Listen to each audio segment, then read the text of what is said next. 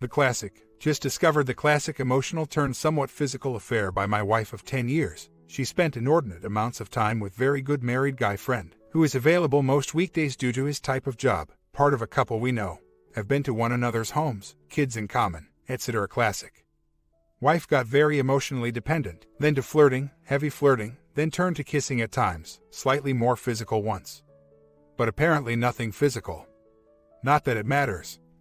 As she just couldn't. When he pushed for more, she supposedly backed away, in an off and on roller coaster that crisscrossed between friendship and much more than friendship. Lots of texting, webcam during the intense periods. He is very emotionally needy, I know this personally. And it all started with her helping, listening, fixing him. You get the picture. He played her. She ultimately was the very willing participant. She initiated the first kiss. Importantly, I am previously married, and the same exact thing happened with my first wife. I forgave her, tried working it out. And 18 months later she left me for another guy. I met wife number 2 while in divorce process. She was engaged at the time. I didn't know. She broke it off as I learned of it. I was officially divorced about a year when we got married 10 years ago. So, in this marriage, at the outset, I told wife number 2, cheat on me and it is immediately over. With all my being, I mean it. It was crystal clear, no debate about that. Now, I've caught her in this. Everyone says the same thing, of course. But I just really couldn't have imagined her going through and continuing something like this. We often got all high and mighty about how anyone could do such a thing. She immediately admitted when confronted, and what I believe to be full details have been emerging as we talked it out. She's begged and begged to work it out, talking it out and reading through 3 or 4 surviving the affair type books for the past 4 days. The realization for her, through included discussion with her best female friend she's known since childhood, is that she's got a real psychological issue with needing positive attention. And the excitement thrill. We've also come to realize how compartmentalized she kept her marriage. I would say it was happy. Truly, and B, how she lies without realizing she's lying. Initially, when caught, I of course asked how many times this kissing. At least 3, I believed. Oh no. Not any more than that, tracing facts I can piece together. We've gotten to about 10 or 11 times. Granted it was 2 years ago, but she's got a lousy memory needing to be prompted through to get it all extracted. I think we've done so. I have a pretty good picture. I believe I work 65 to 80 hours a week and am often on the road 4+ days. Week for months at a time. It is the one and only thing we ever argue about, and the one thing I can take responsibility and accountability for. Although of course the angry me states I was making a living for our family. She's a stay-at-home mom, but a pretty nice lifestyle. I will say, of course. Now I wish I'd quit my job and moved to a tiny apartment and understood the depth of that issue. However, I am attentive, loving, caring, and outwardly cognizant about the issue when I am in a deep work cycle. This started less than a year after moving to a new state, town, and she admittedly had trouble making friends that she connected with at first. She was easy prey, he was there, kaboom. 2 other relevant facts. 1. For the first 8 years, wife was a bit overweight. As the affair started, she proceeded to lose about 40 pounds. Never looked better in her life than she does today. Funny how I endured the heavy girl. Now she's fit and trim and she will be out there for someone else. 2. Let's just say our bonding life was pretty mediocre most of the time. Highly willing participants, especially as she lost weight, her physically improved greatly. But not great performance. My fault, to this day. Even now with everything out, she insists that bonding was not the driver. It was not about getting sex elsewhere. It was the excitement, the adrenaline rush. Being paid attention to in the teenage-like mode that infatuation holds. I pretty much believe this. She swears it's over. It had already been over for a few months now. She swears she regrets it. Last 4 days of crying and sobbing. And while I believe her, crazy me, I've told her we must make plans for separation and divorce, plain and simple. We've talked endlessly about how it was this separate thing from her real life. And how while my work life left her too alone, she actually was content in the marriage. Inside I am a raging lunatic, and in heated yelling fits, have nearly lost it physically. Both with her. And more realistically to tracking down the other man for physical. Public X. From what I read, doing the whole classic reaction process. I'm proud of myself for doing nothing while in such a highly emotional state, but it's a minute-by-minute struggle. I am devastated, which takes the form of anger. She's begged us to do MC in her IC. I've begrudgingly agreed. Where I don't see the point of making a pretend effort when I can never envision the streaming video that replays in my mind continuously night and day ever going away while I am in her presence. If ever at all, I can say I love her and always will, but of course, I hate her for what she has done. I despise what she's done to me the most but cannot stomach what she's now taken away from my son. He is highly fixed onto the three of us. In his drawings, writing, and stories. It's almost criminal to read, what makes you most happy when me, mom, and dad are all together. Which city, house would you rather live in? Any place we can all be together, etc. Truly sweet, sweet stuff that is now heartbreaking. I am beside myself every day I hear one of these phrases. Going through the normal life motions the past 4 days, bedtime, playtime, eating, talking with him. Mother's Day was a joy. We both often need to walk away and sob in another room. You all know the pain, it's intense. So, my questions for you all include: 1. Does reconciliation really exist? Really, I can't imagine ever being in acceptance mode. I've agreed to do MC. Really, your opinions, is there hope here? 2. How does a man not go beat the living hell out of other man? In so many deep angles here, this is real. I need to a man-to-man time with him. Let him know I will not be wronged like this and go away. I need to relieve the rage. I need to be able to know down the road that he didn't get away with it. I know where he lives. I know his wife. I know his children. The other man is a work-at-home guy, so he is around town all day long. Any action leaves my home and family open to retribution, but I still cannot let it go. On top of that, he's a little bit unstable, to the point she confided in her best friend that if she turned up dead, this was the guy she should have investigated. 3. I know the other man's wife. I have written an email to send to them both, disclosing the affair and that I know and proclaiming he is never to make any contact ever again. I have hesitated before sending this, making sure I don't do something that will end up costing me. But I want to do so. I must do something about this. 4. I've agreed to do MC, mostly to work in the interest of my son. Can it ever work staying together just for the young child, but live as roommates? Or is that thinking just because I know the financial devastation, the logistical nightmares of splitting the household? 5. MC, I'm wary because I am of course looking for something that doesn't exist.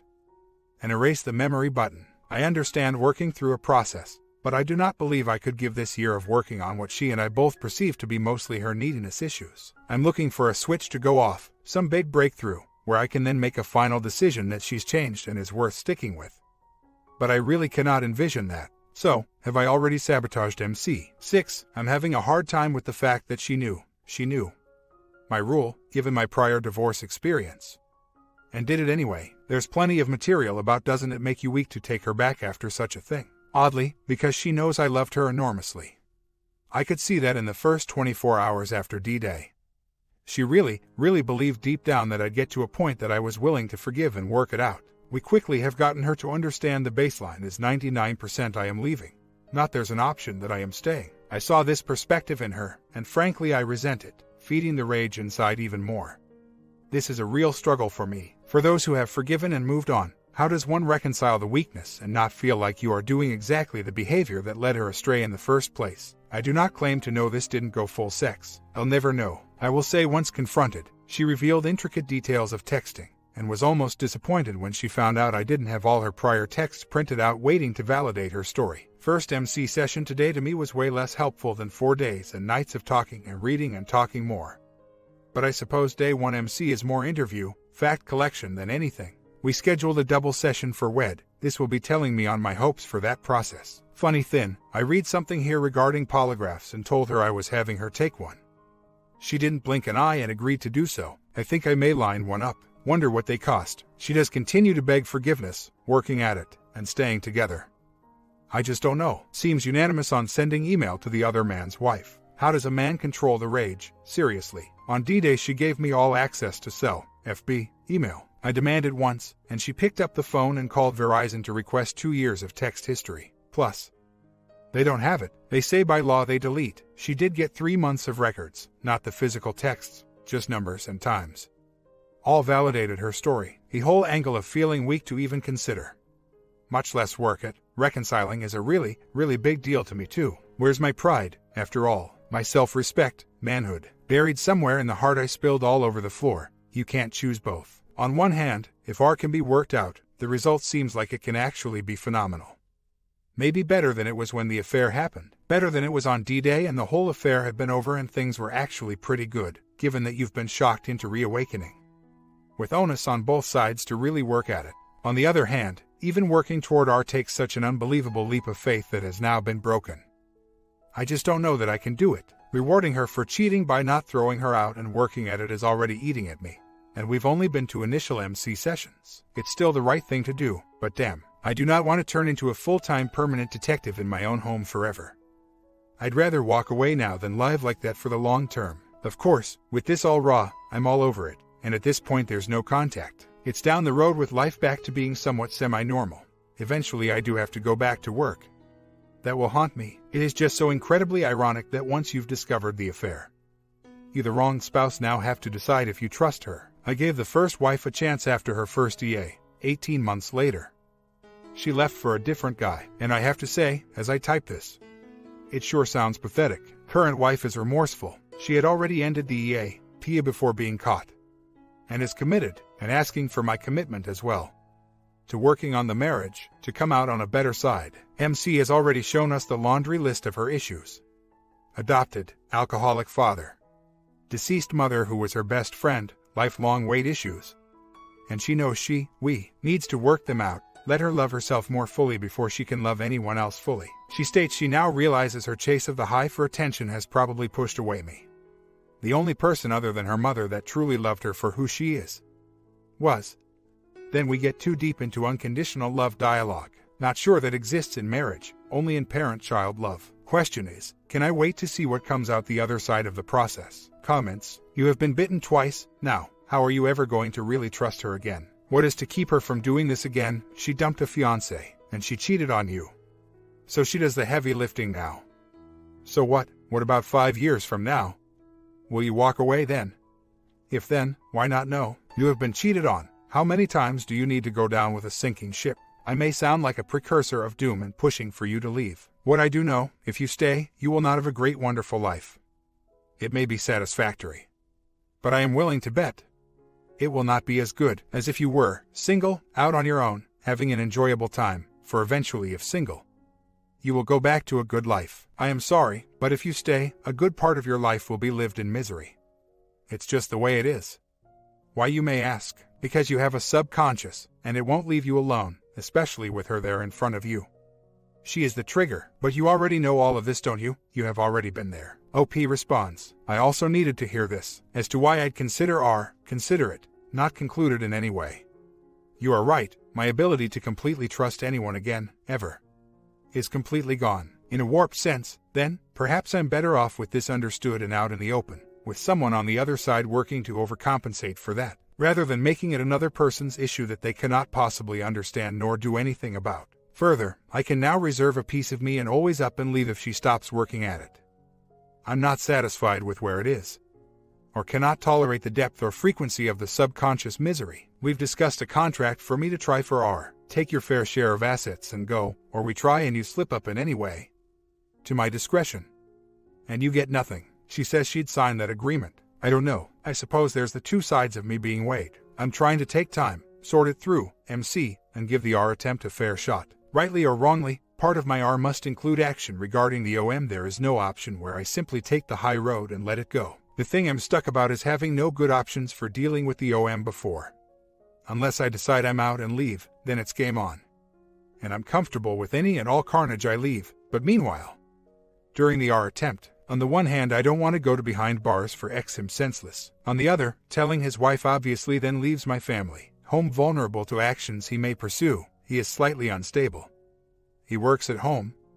I commute an hour away and don't feel I can protect my home properly. Additionally, the wives, mine and his, are acquainted, formerly better friends and share a common circle of friends. Telling her, surely will then have my wife labeled what she is in the community. If I leave, that is fine. If I stay, however, that is not what I want. My latest thought is finding him, tell him that either he tells his wife and then have his wife call me so I know she got the story, or I will. But the repercussion fears still hold true. Thoughts, also, he was in my house, and I can't get it out of my mind. Anyone ever just up and sell their home and move to resolve this constant reminder? I am not worried about him pursuing her or what my wife might do. She knows full well, if she wants to go be with him or off on her own, she's more than welcome to go. With the full transparency I have, it does seem true the affair had already run its course by the time I discovered it and has been over for a couple months. My concern is him seeking retribution through property or other type damage to my home or property. If I'm not on a reconciliation path, I could care less what he does to wife, but for as long as I am on that possible path, I do unfortunately care. And when I do tell his wife, which will absolutely happen, the slander in the community is going to happen. I know it's not my fault, but I will have to be dealing with that, too, along with everything else, in the context of the affair already being over. And my wife fully transparent and even cooperative in dealing with the other man. The blackmail thing doesn't apply. Telling his wife, yes, just a matter of how and when. Talking to him, I don't know. I guess I'm sort of waiting for him to reach out to my wife again, to set me off. My wife did not inform OM, unless I've really messed up, but I have not left her alone since D-Day. I have her phone, email, computer, FB transparency. Their contacts had come pretty much to a halt naturally. The relationship's already fizzled on its own to almost nothing, so her no-contact message will be quite easy for him to comply, as there's nearly nothing to stop right now. Of course, time will tell. Waiting to just get confirmation from OM's wife that she got my email before my wife sends no contact note. Once 24 hours passes, I will be calling OM wife to confirm receipt. Got a lengthy note back from the wife. She's digesting, has confronted other man. I do feel a little closure, although I do still really want to just X the other man. How does a man get rid of this never-ending, constant thought? Now sending the other man a note as well, on top of wife's no further contact. Now, onward with some focus on me and my family, wherever it takes us. It's a little unique in that the affair has already needed when I found out about it. Had been over for several months at least. Thus far, she's in full cooperation mode, sent the no contact within 30 seconds of me requiring it. I have full transparency, begging to keep going to MC and work through it. She stayed true to her story, and the OM's wife and the OM have both messaged me with details that sync up with the story she gave me. I'm not sure either of us are pro-exposure, insofar as I'm not telling family or friends. I don't see the point to that until I leave. It's none of their business either way till that point. Still doesn't mean I'll stay. Right now, I do not think I can stay over the long term, but I am less than 3 weeks into this and still quite raw. I did talk to his wife. Yes, they're now supposedly separating and filing for divorce. Who knows what's true there? I don't care either way. As far as I know, it never got to sexual contact. I know you don't buy that for a second. That's okay, I have a hard time with it too. The OM unsolicited said this when it would have been easier to say the opposite. Either way, this will get verified in polygraph next week. Anyone have any experience with polygraph? Sure would hate to walk out over a bad reading or something, but it's all I've got right now. If it turns out to be a lie, I leave right then and there, because when given the opportunity to come clean and start this bullcrap healing and reconciliation process, she lied again. She is willing to sign a post-nup, basically throwing away her portion of everything that she can have now by just walking away. 2 or 3 times in discussion I've gotten to I just need to leave, and she's begged to have me stay. To work at it, and thus far has done all the right heavy lifting, takes full accountability. But who knows, it's too early to say. First day back at work since D-Day. This is hard, really hard. I'm actually not currently so worried she's off running around doing anything wrong. I'm not even so insanely focused on her doing it again years from now. Although yes, it's a doubt and a question. I'm fully absorbed in how do I forgive what she's done? How do I let go of the sick pit in the stomach knowledge that while I was off slaving in a job I hated, she was home infatuated and falling in love? I just don't see it happening, even though we actually had a pretty good thing when I was home, and we have a 6-year-old, hence why I am giving MC in the process its chance so I can know if, when I walk away, I tried. One thing I am realizing is there is great knowledge and understanding consistency and patterns from the experience of others, and that there is also great danger in generalizing all or every person or situation is the same and must be treated identically. My approach continues to be collecting input, evaluating all that I can collect as applied to my own situation, then taking thoughtful actions, and adjusting as I learn. It's all I can do at this point, because if I deal with it on pure raw emotion, I'm simply in jail. There are dozens and dozens of variables that make each situation different. The most important is how the cheater approaches the situation, if they aren't fully remorseful and truly committed to working it out. I don't see how the offended spouse can make it work. I may very well end up kicking wife to the curb in the end, but I will be able to do so with chin held high, knowing I did everything possible to try and work through it. I may not be able to get past it, but I will not leave my young son a split household on anyone's black and white manifesto based on their own individual experience. Nor will I look back and wonder what if. It's all got value as input and consideration for me. But I have to sort it all and use what works for me. I know that makes me weak in some ways, but I'm learning to live with that. I still have to look in the mirror. There's just no way I'd beg her to leave other man if he was in the picture. But that's also part of my own dilemma now. Had I found out while it was still going on, it would have been a one-sentence conversation. choose him or me? Now, she says she would have chosen me without hesitation, but I'll never really know. So of course, it's part of what haunts me. Man, this is hard. She insists she still loved me all along, but yes, fell in love with this man, and told him so. Which is just a killer to hear. Isn't it? I don't know that it can be both ways. One doesn't fall back and forth. Me, then him, then me again. That is not really love. And that she doesn't even know what love really is. She insists she does know, that this has all taught her exactly what love is. And has confirmed what she already had figured out she wants. Me, that it wasn't love, it was infatuation at the time. Although this period of several months, she did not figure that out and kept at it. My internal debate is that this woman I was married to for 10 years, I felt did know what love is. Which is what made it so powerful to give to someone else. I grapple still about our being possible here. That I just cannot get past her admission, in my mind, that she in fact loved him. And therefore, in the process, did not love me, that she turned her back on me, us, chased her fantasy, and made it more real, gave her heart over to him. Therefore, why would I risk or believe her or want that heart back now? Am I seeing this too narrowly, selfishly, or incorrectly? Wife is absolutely remorseful, absolutely recommitted, absolutely doing the heavy lifting and legwork I require to even attempt R, while wife has shared all details and answered all questions I have asked. I seem to still get overly engrossed in the history at times, what I was missing as this happened, what I believed in our marriage at the time. And yes, the fact that she had told the other man she loved him. In fact, we just finished a lengthy discussion after she'd written me replies to several questions I still had. We are now 31 days post D-Day. She described, again, much of what others have chimed in with in this thread, that yes, she used the word, maybe even believing it at the time, but really looking back at it, it was infatuation with a fantasy, and a drug-like high, not the man or the person himself. And, she says, not instead of me, but in addition to me. In our deep discussion today, through her tears she shared with me that she's ashamed to say she didn't even recognize what true love really even is until she observed me going through this process, through the pain, and with her eyes now opened and through her process of self-discovery. And the help of MC. She wants to give me that kind of love. I suppose I have to take some solace in that. 3 months later, I love her or I wouldn't be here, but obviously I don't and can't trust her. I'm wounded and scarred for life. I think I am overly trigger sensitive, especially when it comes to kissing her.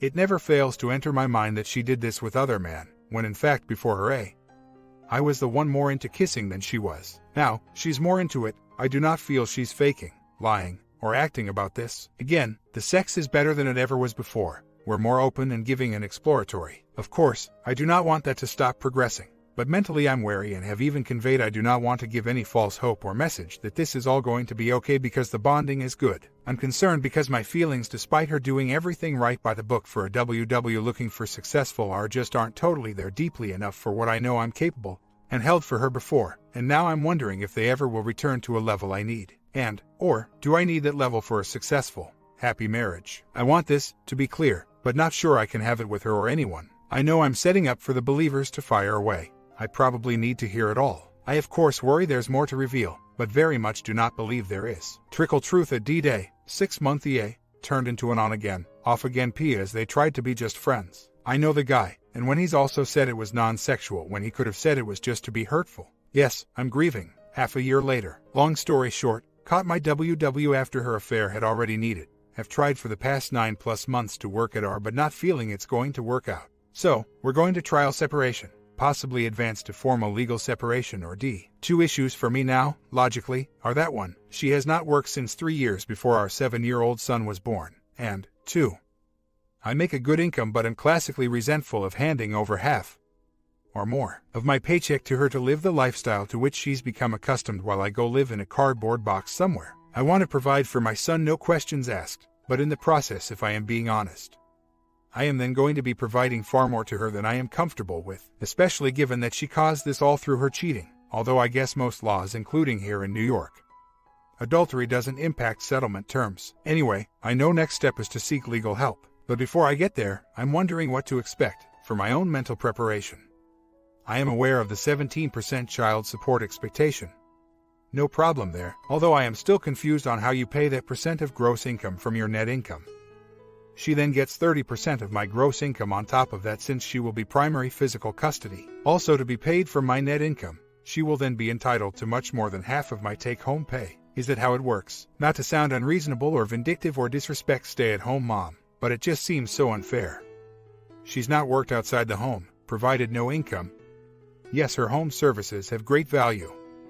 I worked my butt off, which gave her the means to enable her affair, and she is entitled to enough income that I will now step down significantly in lifestyle and home, that I must also provide room for my son so that she can maintain hers that I provided in the first place. And what if I stopped working my back off and flipped burgers? What then? Sorry for ranting. Sometimes feels better to just lay it out there. Just to clarify some points asked, we've been married over 11 years now.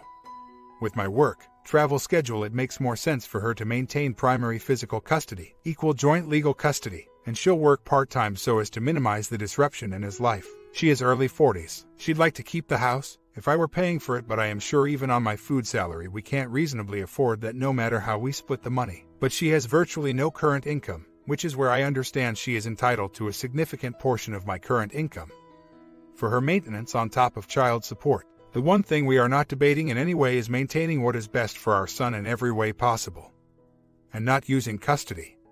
Visitation rights as any pawn in our split. I get to see him as much as I want and can, and we minimize the disruption to his life. Although he will have to move, we'd like to not make him change schools, which will be a challenge. We do want to keep it all amicable, even use one mediator and keep it all civil.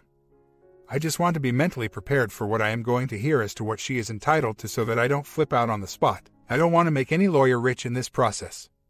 As you said, Thor, I am probably better off just giving it over and moving on. She doesn't want us to split up and supposedly was never about the money, but isn't going to settle for much less than she's entitled to either. And in the end, I want my son comfortable. So she wins. My comment. OP tried to reconcile with his wife, but deep down he couldn't trust her anymore. Can you trust your partner after an affair? Is there any exception? Comment down below and check out the recent stories. Alright, everyone's presentations are done. Nick, the manager, said as he tried to move the discussion forward.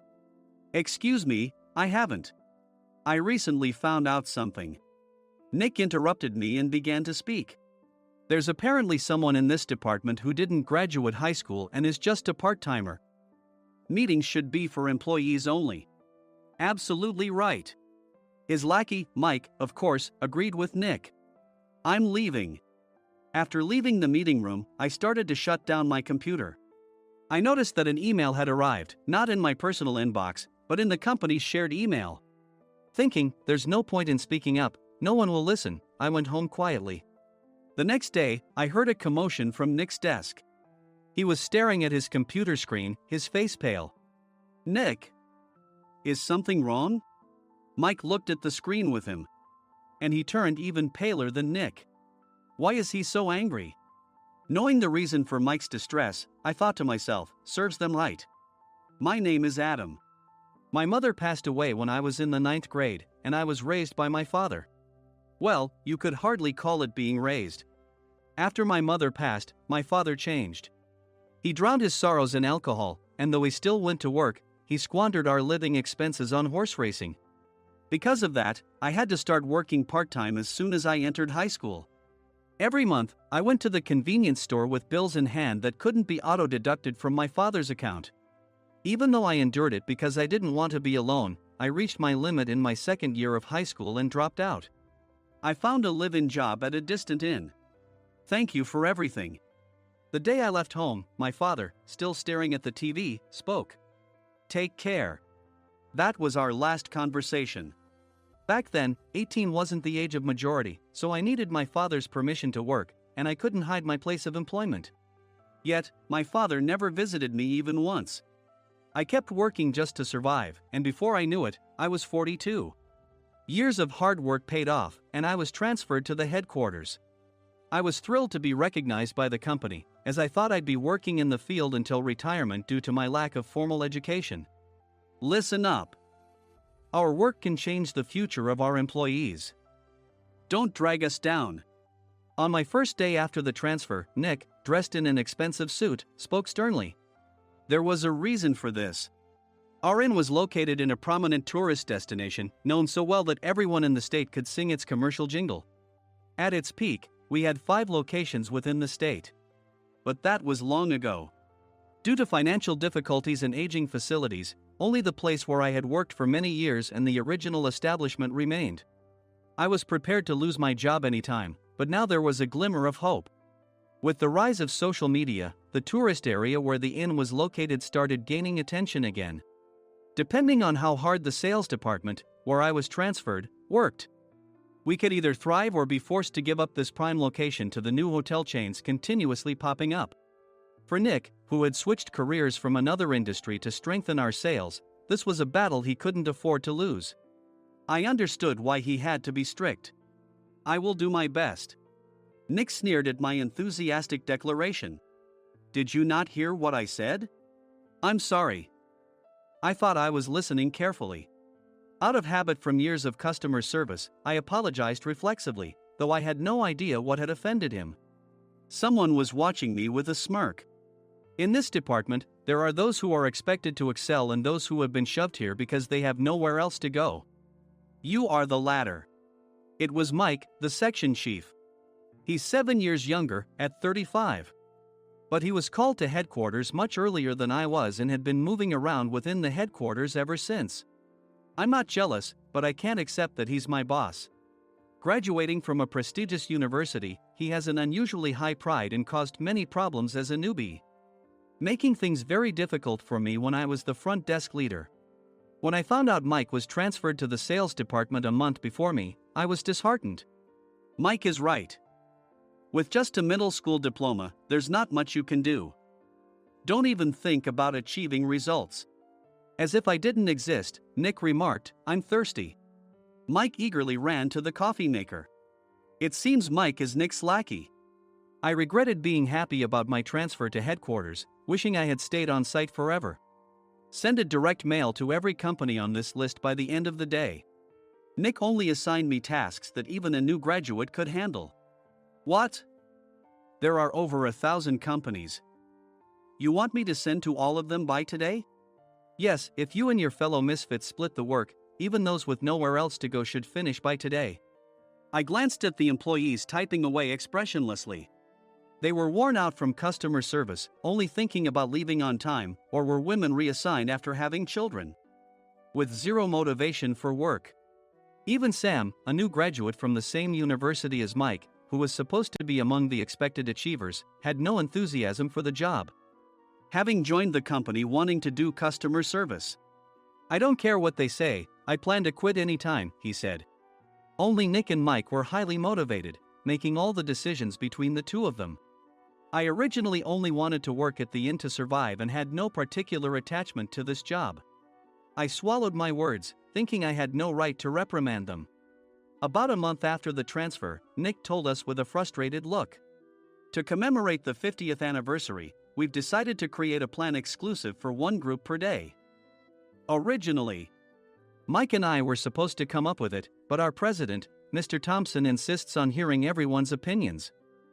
So, you all get a chance. As Nick explained, Mike began handing out prints. Make sure not to embarrass Nick. If your ideas are half-baked, you'll have to redo them. It seemed that they had printed his handwritten notes by Mr. Thompson, which included several questions and a section for free responses. It made sense why Nick had to seek our input, given that all responses had to be submitted to Mr. Thompson. We were given a week to think about it, and a meeting was scheduled to compile our ideas. My plan is to let guests enjoy both the old and modern America. Nick began the presentations. Guests would watch a master confectioner at a nearby traditional sweet shop make sweets in front of them. The welcome drink would be premium tea in a bottle. Nick's plan was certainly attractive. After his presentation, Nick called on us to present in the order we were seated. Just as I stood up for my turn. "All right, everyone's presentations are done." "Excuse me, I haven't. I recently found out something." Nick interrupted me. "There's someone in this department who didn't graduate high school and is just a part-timer." He was likely talking about me. I joined the company as a part-timer and was made a full-time employee when I turned 20.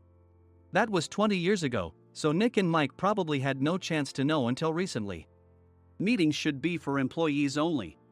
Absolutely right. After that, Nick kept creating opportunities to solicit everyone's opinions, purposefully excluding me from speaking. The meeting unexpectedly heated up and went past the scheduled end time. A few people asked to leave, and the discussion continued with the remaining few. Still here?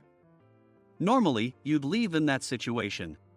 Though I had no attachment to the job initially, hearing kind words from customers made me want to make them happier.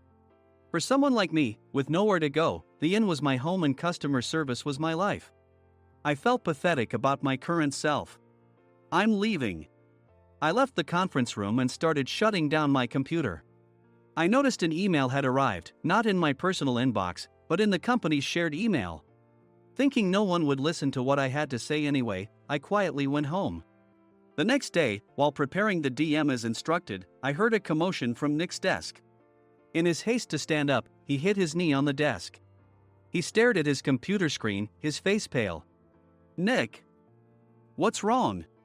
Mike, thinking he should be the first to rush over, approached Nick while still wearing his coat. He peered at the screen with Nick. And he turned even paler than Nick. Why is he so angry? Who is responsible for this company? Nick, more irritated than ever, asked, and Mike answered without checking. Probably Sam. Sam wasn't there because he was attending a morning training session for new hires. Nick gave up on getting angry and returned his gaze to the screen. They were looking at an email that arrived right after the end of the working day yesterday. Apparently, no one, including me, had checked it before leaving. The email was from a large company that used us for their annual employee trips. The president and executives of that company also frequently used our services personally. President of the company, Mr. Mason himself, had declared that neither he nor his company would ever use our services again. Well, some companies cancel their employee trips or stop using our services due to financial struggles. Let's just move on. Mike kept wiping the sweat from his forehead with a handkerchief. Knowing why Mike was so agitated, I quietly watched their interaction. Do you know how much revenue we get from that company? We can find other guests to fill the rooms, but we'll lose the banquet costs, gift shop revenue, rental car fees, and more. Moreover, the gifts were supposed to be prepared by the traditional confectionery shop involved in Nick's proposed plan. If it's known that we incurred such a huge loss at this critical time, Nick's position in the company would be jeopardized. Nick took a deep breath, seemingly trying to calm himself. All right, Mike. Go to New York right now and apologize to Mr. Mason. What? You're coming with me, right? I have urgent work to do. I trust you, which is why I'm entrusting this to you. Please. Mike, believing Nick's sincerity, agreed with a determined look on his face, saying, yes. That's Nick for you.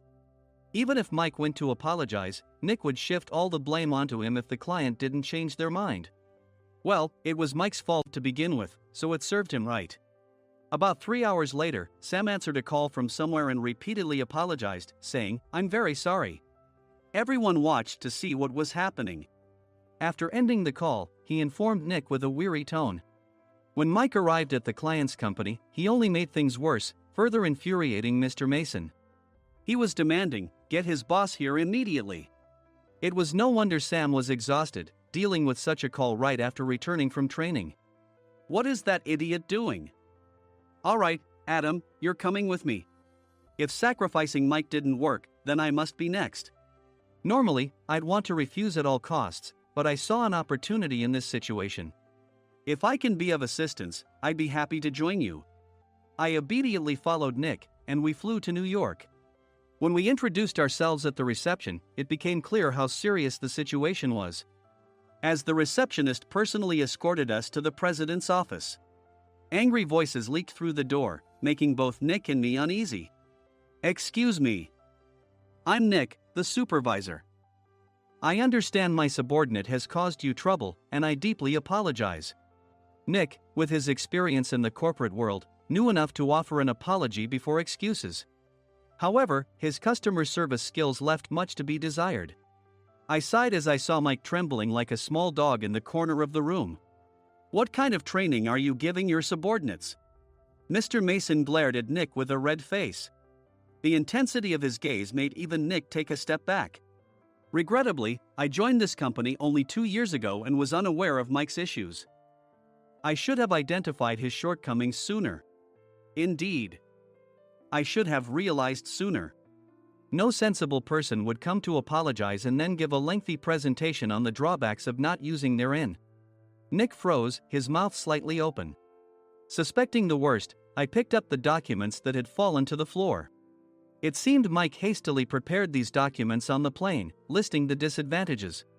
Disadvantage 1: if you change the venue for the company trip, employees might suspect it's for cost-cutting reasons, leading to a negative impression. Reading it aloud half-jokingly, Nick snatched the papers from my hand and checked the contents with a furious expression.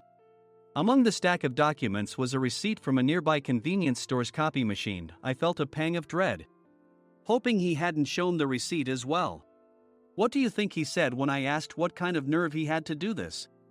I'm very sorry. Faced with the dire situation, Nick must have thought there was nothing left to do but apologize. In a voice smaller than I'd ever heard from him, he uttered words of apology. He said, "I'm a Harvard graduate. I don't believe I said anything wrong." Mike! What have you done? Forgetting his plan to pin the blame on Mike, Nick yelled loudly, even in front of Mr. Mason. "I didn't do anything wrong." "You're still saying that? Look at him." Mike pointed at me with a shaking hand. "I was assigned to headquarters in my 20s and now I'm a section chief. This guy only made it to headquarters at 42. Everything I've done proves I was right. So why are we losing the contract?" Having said his piece, Mike collapsed to the floor. "Of course. You were sent there because you had nowhere else to go." Mike never expected to hear such words from someone he looked down upon. He lunged at me, and Nick hurriedly stepped in to stop him. "Mr. Thompson told me Mike is a quick thinker, and to take good care of him." There's no way he was pushed aside. "Don't make things worse here." "He didn't say quick thinker, he said only quick-witted, didn't he?" I don't remember that part." I recalled the many troubles Mike caused when he was a newbie. When Mike was on the front line, his pride was so high that he never apologized to customers. Customer service, especially in our job, doesn't work alone. It brings both good and bad situations. If the front staff or housekeepers made mistakes, or the cleaning company didn't properly clean a room, one had to apologize to the customers regardless of personal fault. Mike, in such situations, would never apologize, insisting he wasn't at fault. This often angered customers, and as the front desk leader, I frequently had to apologize on his behalf. He caused complaints and disrupted operations, which is why he was quickly moved to headquarters. In departments where he didn't interact directly with customers, his quick thinking was beneficial and things went well. But it seemed his flaws were starting to show. Corporate reservations are supposed to be entered into the system by the sales representative. But a quick check yesterday revealed that more than 10 items were missing from the client's reservation. The handover document clearly stated what needed to be prepared. Why didn't you enter it into the system? Why do we have to give them special treatment? Filling rooms near the banquet hall, setting up all the food in advance. Specifying the brand of wine, they're too demanding. No wonder he always angered customers, I thought, feeling a headache coming on. Grouping them in rooms near the banquet hall is for our benefit too. It makes it easier for the staff to set up beds and serve breakfast since everyone's schedule is synchronized. As for the other requests, Mr. Mason suggested them to lighten our load. I didn't know that. Nick finally seemed to realize that Mike was the one who had angered the client. What did you say to them? I just told them we wouldn't give them special treatment anymore. We shouldn't waste effort on things that don't bring in money. I was utterly exasperated at his lack of understanding of customer service.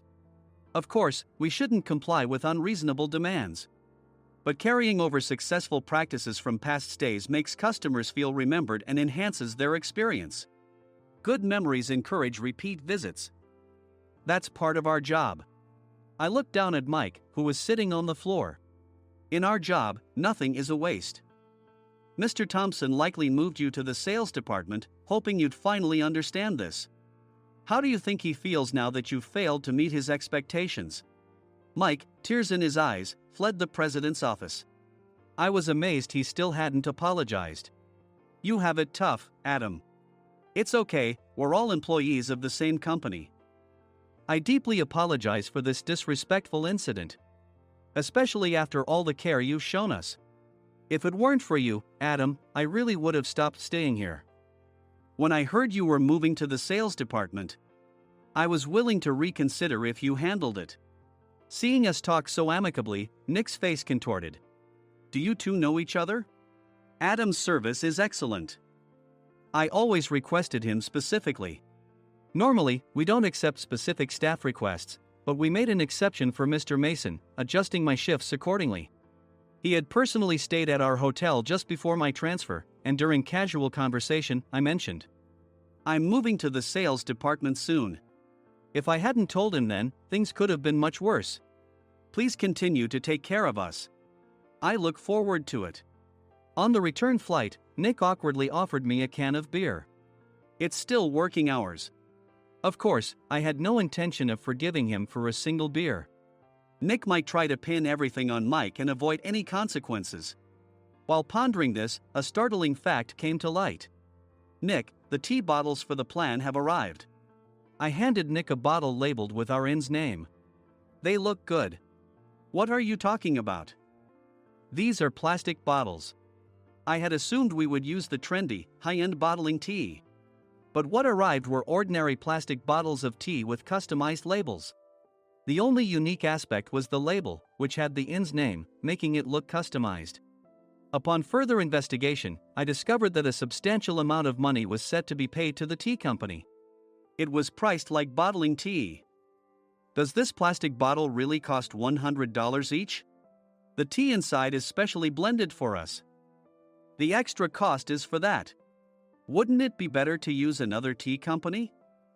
Or is there a specific reason we must use this one?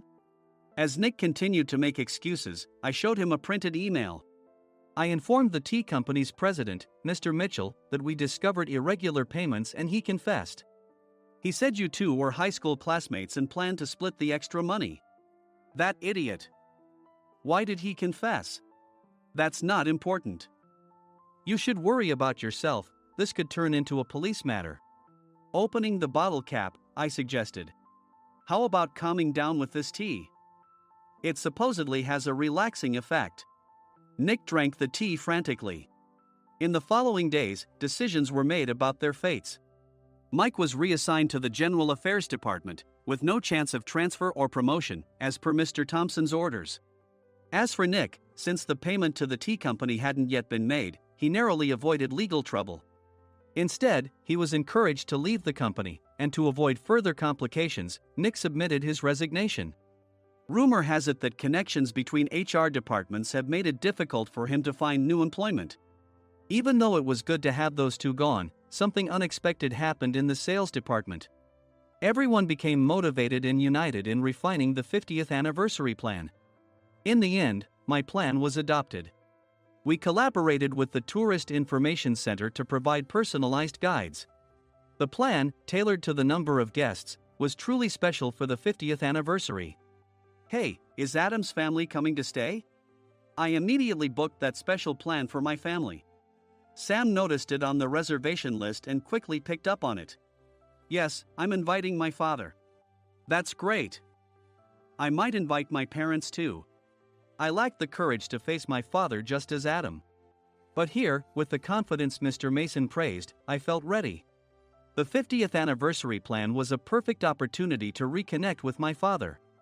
I hoped to bring back the days when we could laugh together as we once did.